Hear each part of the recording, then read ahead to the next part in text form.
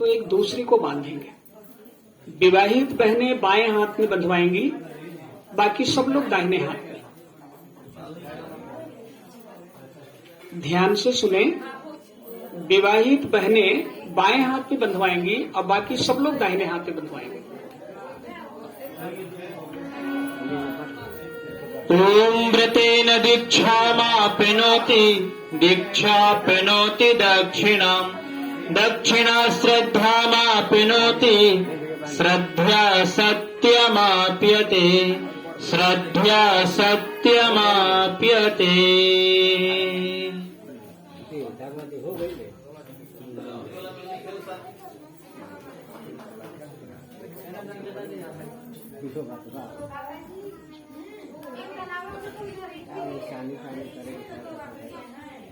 कुंडों पर यदि पति पत्नी बैठे हुए हैं पूजन करने के लिए, तो पत्नी को दाहिने बैठने का अवसर दें। हाँ, ऐसे अवसरों पर पत्नी दाहिनी ओर बैठना शुभ होता है, अच्छा माना जाता है।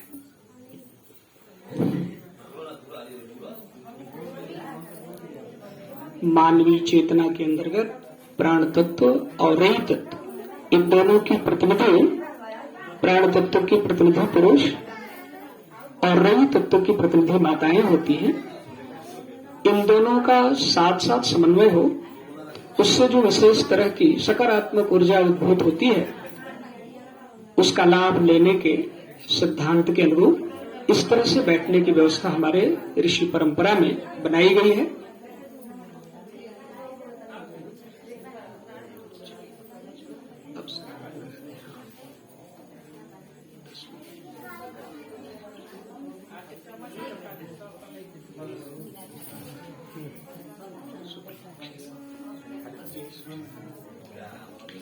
हम सभी संकल्प करते हैं, सभी बैठ जाएं।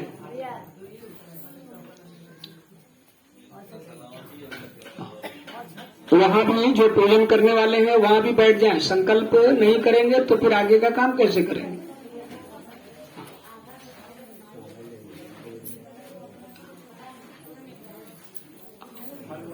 कार्यकर्ताओं से निवेदन है, तो नारायण जी भैया एक बिछावन वहां लगा दे यदि संभव हो तो, इसलिए कि हाँ, आगे जो आएंगे, अब जो पीछे आएंगे वो वहीं बैठेंगे, बाद में बैठा लीजिएगा इधर बुला के, लेकिन अब वहीं बैठाइए।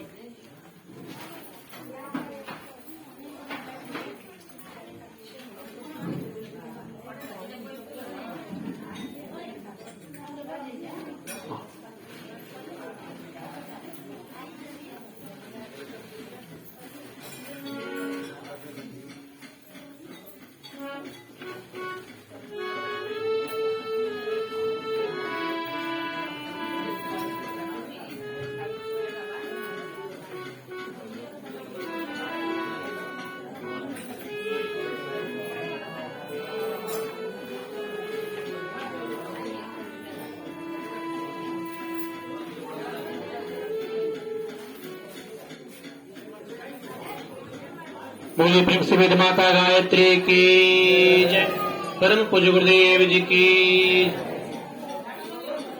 अब आइए संकल्प करते हैं। आप वहां बैठेंगे ना, तो बाबू बैठ जाइए और ध्यान से सुने। सुनेंगे नहीं तो पता नहीं क्या कर लेंगे। सबको पता है, सभी पुराने कार्यकर्ता हैं, ये यज्ञशाला ऋषियों की प्रयोगशाला कही गई है। वो आग जला करके और तमाशा करने का स्थान नहीं है, ये ऋषियों की प्रयोगशाला है। क्या होता है इसमें? इसमें हम अपने आप को सुंदर बनाने का जो कुछ भी किया जा सकता है वो करते हैं। इसके अनुशासन को जो जान जाए और उसके अनुरूप यदि वो प्रयास करने लगे तो उसका सुंदर बनना सुनिश्चित है। कैसे हुआ कि आप सुंदर हो गए? भाई सुंदरता सबको प्रिय है, आप भी सबके प्रिय हो जाएंगे। आपके माता पिता, भाई बहन, पत्नी पति को, पति पत्नी को, पड़ोसी पड़ोसी को, रिश्तेदार रिश्तेदार को, सब पसंद करने लगेंगे। क्यों? क्योंकि हम सब सुंदर हो गए। ये उसी का विज्ञान है। इस प्रयोगशाला में सुंदर बनने का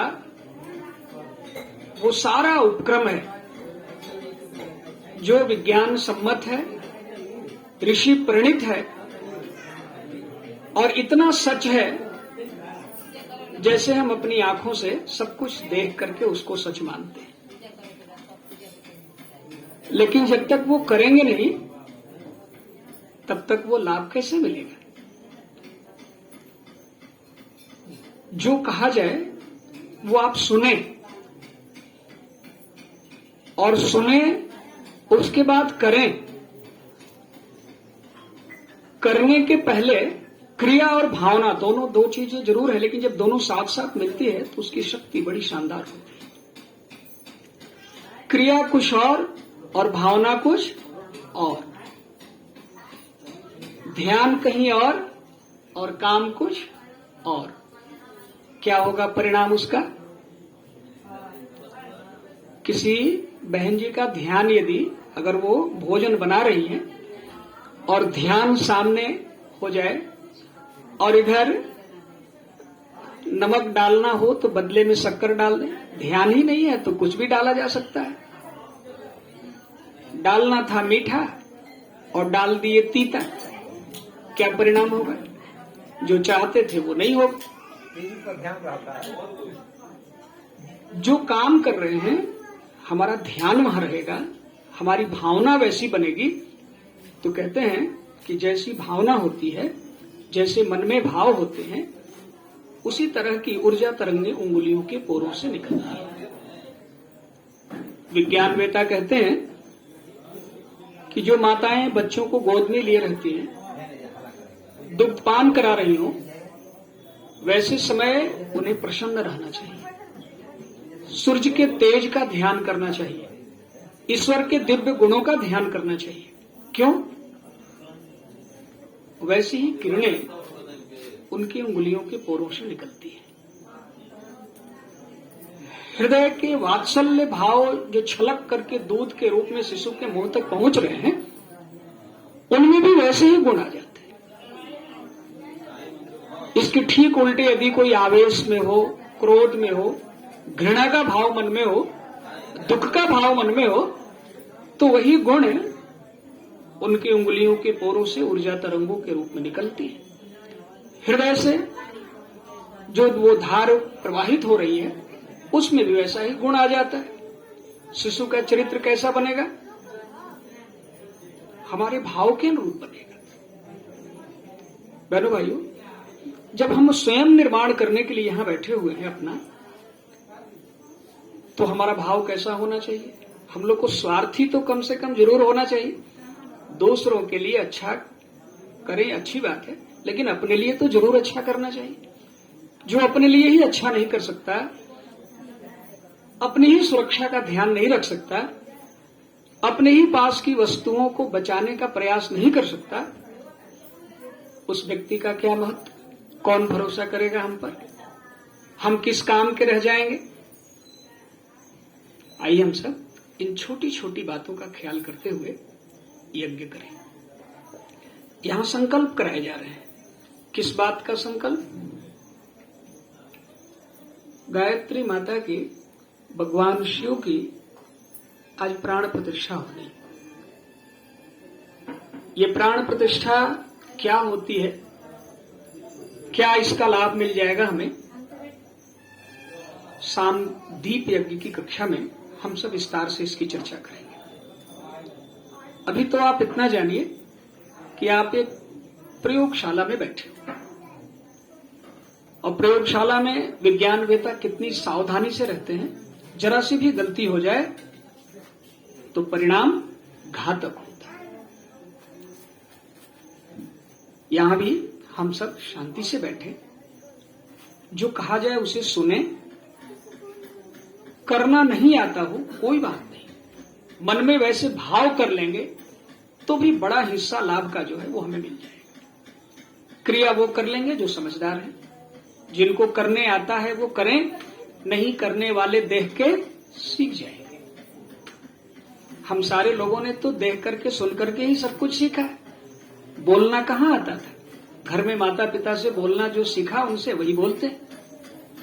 जो करते हैं वो हम करते हैं। जिस घर में गाली गलौज अधिक होती है उनके बच्चे भी गाली गलौज आराम से सीख जाते हैं। जिस घर में यज्ञ पूजन आदि का क्रम चलता है, ज्ञान विज्ञान की बातें होती हैं, छोटे छोटे बच्चे कम आयु में ही वैसी बातों को सीखने जानने लगते हैं। इस यज्ञशाला को ऋषियों की प्रयोगशाला मान करके इस तरह से बैठे। और एक निवेदन, सबको पता है, क्या पता है? आप इन दिनों सबके पास मोबाइल है। कभी कभी ऐसा होता है कि आप लगाएं कहीं नंबर कोई और डायल करें। आपने सासाराम में अपनी बहन के पास लगाया और उधर से जब हेलो की आवाज आई तो आपको लगा कि ये तो उसकी आवाज नहीं है। आपने पूछा कौन, कहां से बोल रहे हैं? तो बोले कि मैं दिल्ली से बोल रहा हूं जी। अच्छा, तो ये दिल्ली चला गया। ऐसा होता है कभी कभी, होता है कि नहीं होता है? होता है। क्यों होता है? वेव्स की गति किन्हीं कारणों से किसी अवरोध से टकरा करके दिशा भटक गई और आपकी तरंगें कहीं और चली गई। और यहां बैठ करके यदि हम सब बातें कर रहे हो और ऐसा वैसा सोच रहे हो, ऐसा वैसा भाव मन में रखे हो, तो यहां से जो मंत्र बोले जा रहे हैं, हर मंत्र की जो फ्रीक्वेंसी होती है, उसकी जो आवृत्ति होती है, वो अंतरिक्ष के किसी विशेष ऊर्जा स्रोत से जुड़ी हुई होती है। उसके साथ संबंध बनाने का ये आधार है। और यदि हम लोगों ने ऐसा वैसा भाव किया तो इसका लाभ तो नहीं मिलेगा किसी को। ये जहां जाना चाहिए था वहां न जाकर के कहीं और भटक जाएगा, वहां चला जाएगा जहां जाने का कोई मतलब नहीं है। जैसे उधर से रॉन्ग नंबर कह के फोन रख दिया जाता है, वैसे ही हमारे प्रयास भी किसी काम के साबित नहीं होते। इसलिए यज्ञशाला में जब भी बैठे, कोई श्रेष्ठ कार्य करें तो समझदारी से करें। ये समझ जितनी जल्दी हमारे आप के भीतर आ जाए उतना ही लाभ में हम सब रहेंगे। उम्र से नहीं होता है, इसका संबंध सयानेपन से। छोटी आयु में भी कोई अधिक सयाना हमसे हो सकता है और अधिक आयु में भी हमसे कोई नादान हो सकता है।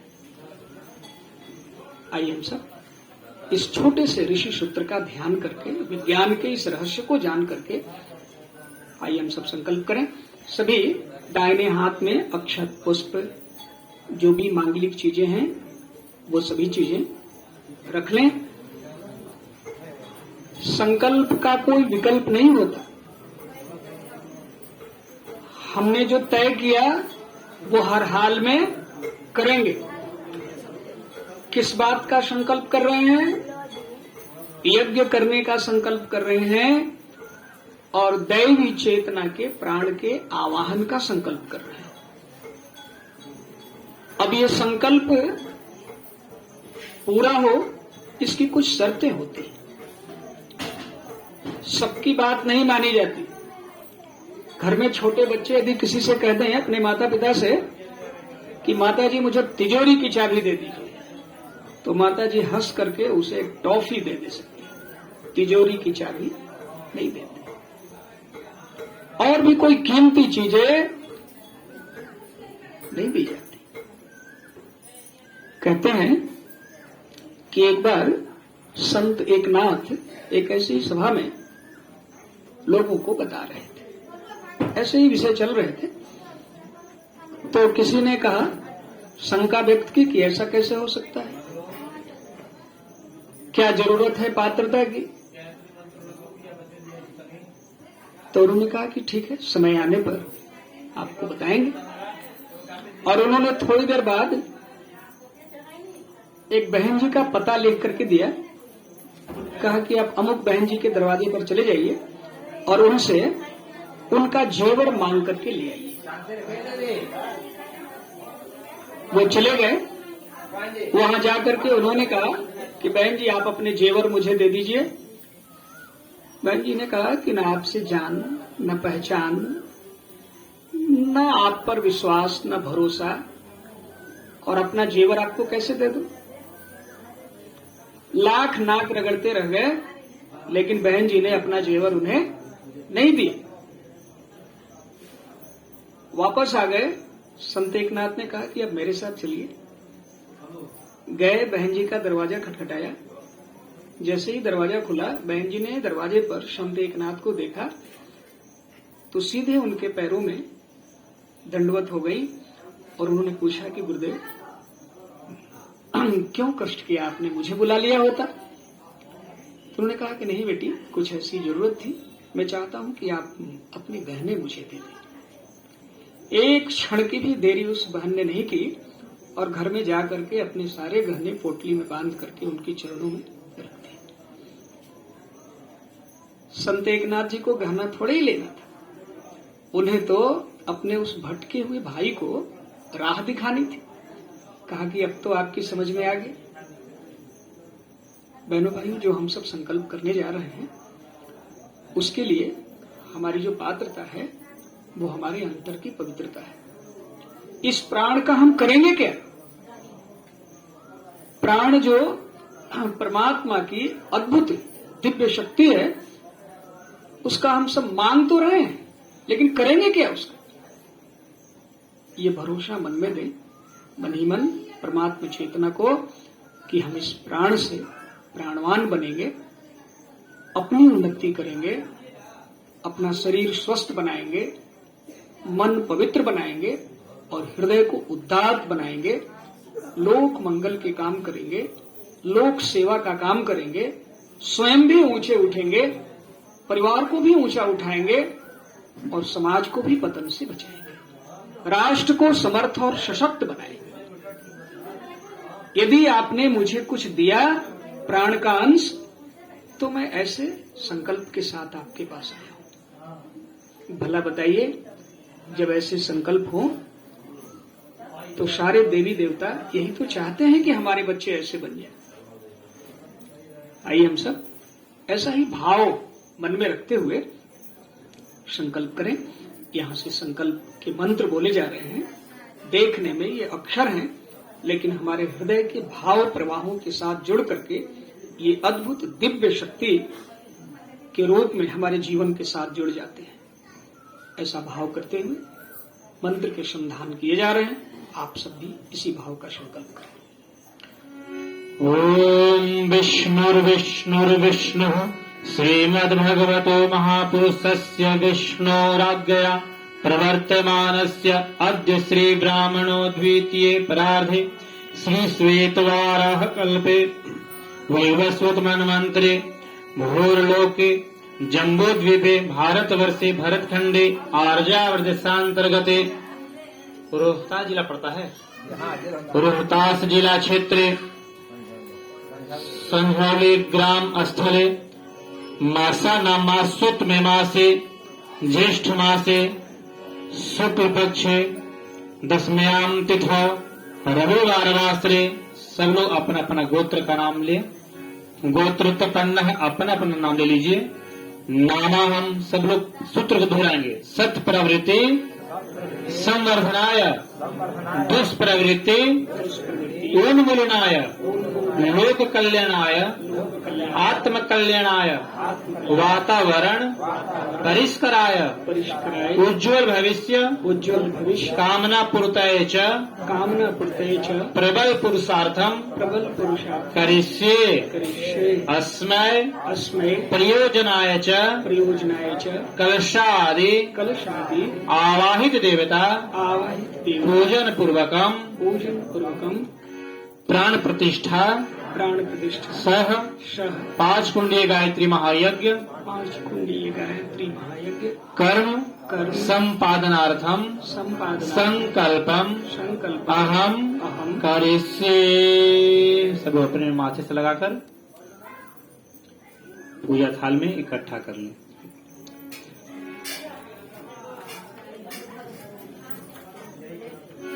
कलश पूजनम